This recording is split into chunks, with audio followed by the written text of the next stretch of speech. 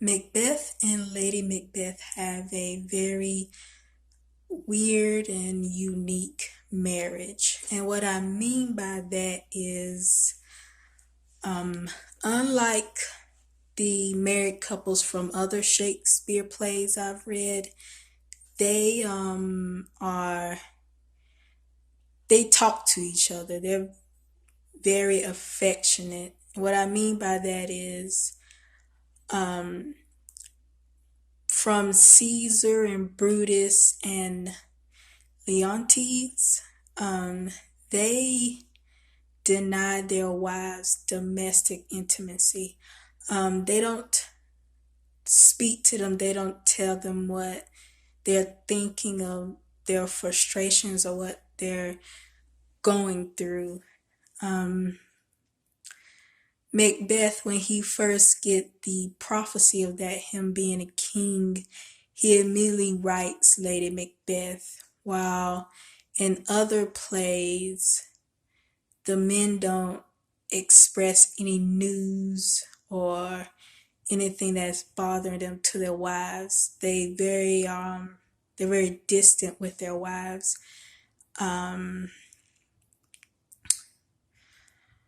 And I think that has to do with the fact during, I believe, the Elizabethan times, male to male relationships were regarded as the best relationships. And so men will confide with other men. And then men to women relationships are regarded less. And the relationships that were regarded even less than that were women to women. So that is why I think Lady Macbeth and Macbeth relationship is weird, because they deny, like, they don't conform to the conventions that Shakespeare had showed of what our Elizabethan marriages are like. Also, Macbeth, well, let me talk about this. There's the man's sphere, which is outside the home, and then there's the women domesticated sphere inside the home. And so Macbeth is coming from outside this, from war, this tough, violent, the epitome of toxic masculinity, and coming into the domestic sphere, the feminine sphere, the private space, to get healing and to relax. And it's interesting how, instead of getting that, Lady Macbeth kind of throws that, like, she verbally assaults him, and she's taking on these masculine qualities in order to urge him to fulfill that prophecy. I found something else interesting. Catherine E. Thomas, in Unsexing Lady Macbeth, Gender, Power, and Visual Rhetoric, in her graphic Afterlives, that in like graphic novels and comic books, Lady Macbeth usual representation is either the monstrous woman trope or the domesticated mother and wife. So she is either presented outside the gender norms of or being transgressive, or she's being self-contained. She's like affirming the like stereotypical roles of women, but the negative roles of women. And usually that time, like in Victorian England, she was either like this, she's either the mother or like this female monster. Or in other times when she is very, or in other cases, later on, she's like overtly sexual. Like she's always she always presented in what society deems as like appropriate or misappropriate, yeah, or inappropriate for a woman. So she's always this object of sexual desire, or like she's evil, or she's a wife and mother. And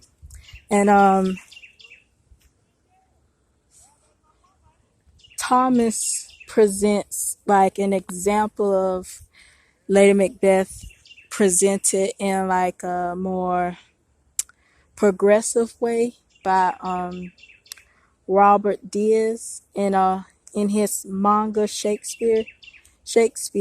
He depicts Lady Macbeth as a tragic hero. She stands at the same level as the other males in the manga, and she's, I guess, it's like a more dynamic figure throughout. And when she does commit suicide, she does it on the battlefield alongside Macbeth, and he grieves for her death there. She doesn't commit suicide off stage, and where no one sees her, and like she gets in this instance, she gives a more heroic death. She's viewed in the same way Macbeth is. So I provided that as just like an interesting note of where she's not like, she's heroic, she's like almost, she's active, she's very confident and in her sexuality and her powers as a woman, and it's not like depicted in a way that it rejects or reaffirms like the patriarchy, or like these ideals that these roles that a woman should fulfill. Back to our discussion of Lady Macbeth. I want to return back to the topic of marriage. Stanley Cavell had said something interesting regarding the Macbeth's marriage. He's mentioned their marriage in terms of language as mind reading, like a particular sharing of words as if by magic. Like Lady Macbeth in Act 1, Scene 5, line 25 to 26. Her words are like a potion. When I think that's where she says she would chase tongue, something like that.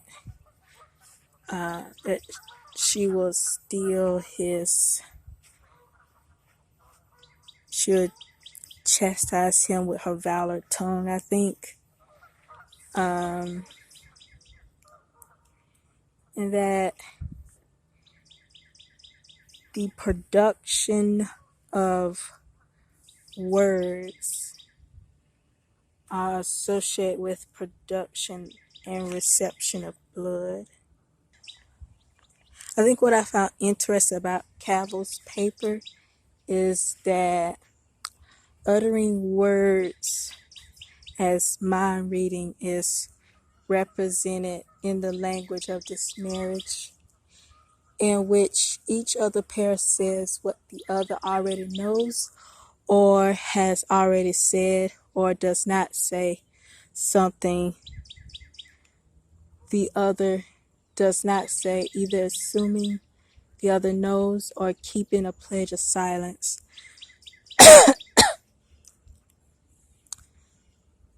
They exemplify exchanges of words that are not exchanges, that represent a kind of negation of conversation.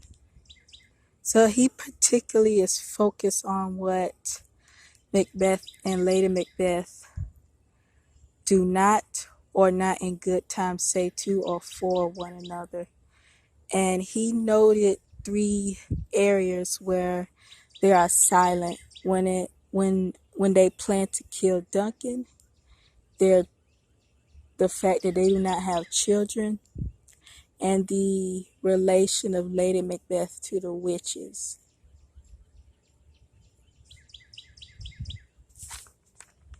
In terms of the silence that they have on these 3 areas, it's like it's almost like Lady Macbeth know that Macbeth has to kill Duncan. It's almost like she know he has this desire, or that in order for him to be king, Duncan has to be eliminated. But then also Macbeth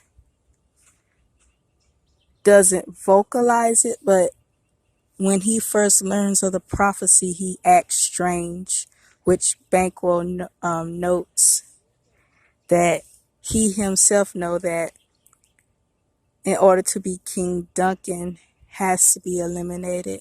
And so Lady Macbeth want to kill Duncan for Macbeth, but it's almost Cavell is implying that Macbeth wants to kill Duncan for Lady Macbeth.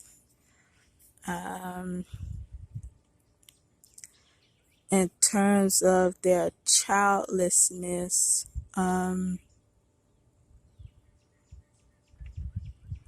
see a fish. In terms of the childlessness, I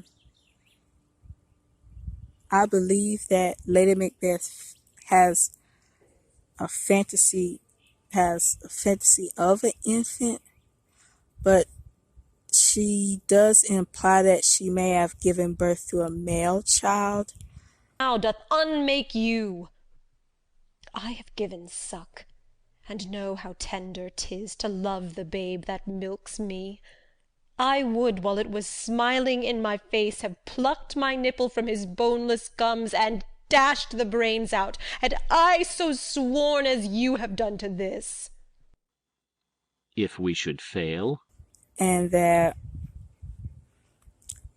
she did note a line where I forgot, where she says that something about she feels the future in the present moment, almost like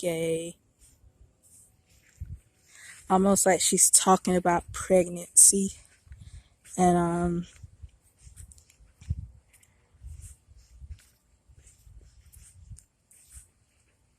that Macbeth is anxiety ridden once he becomes king, because he know that his line would end with him, and for some reason there's no talk of between him and Lady Macbeth about children. Almost is like, I don't know, that maybe they know that they're barren, that they're sterile, or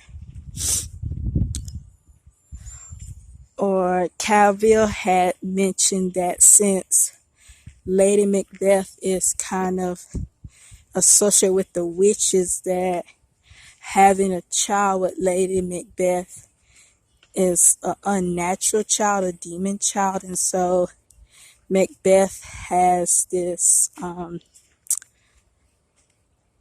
wouldn't say guilt, but this, what's the word?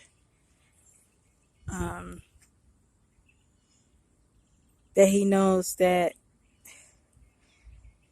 he can't have a child with Lady Macbeth because of that. So his legacy wouldn't live on.